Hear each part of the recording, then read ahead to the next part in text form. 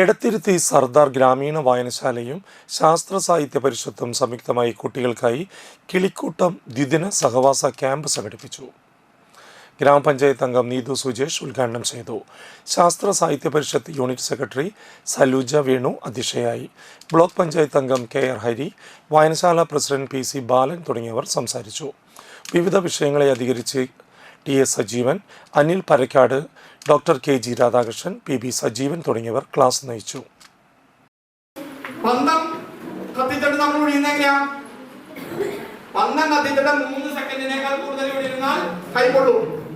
ആയതുകൊണ്ടാണ് പന്തം നമ്മളിങ്ങനെ ചലിപ്പിക്കുന്നത്. പക്ഷേ രോമം കരിയും. കാരണം എന്താ? രോമത്തിൽ നിന്ന് 1 സെക്കൻഡ് പോലും ചൂടിനെ താങ്ങാനുള്ള ശക്തിയില്ല. പിന്നെ വേറൊരു കാര്യം കൂടി ശ്രദ്ധിക്കണം. എന്താണ്? ഈ പന്തം ഉണ്ടല്ലോ, നമ്മൾ സാധാരണ പന്തത്തിൽ എന്തൊഴിച്ചിട്ട് കത്തിക്കുക?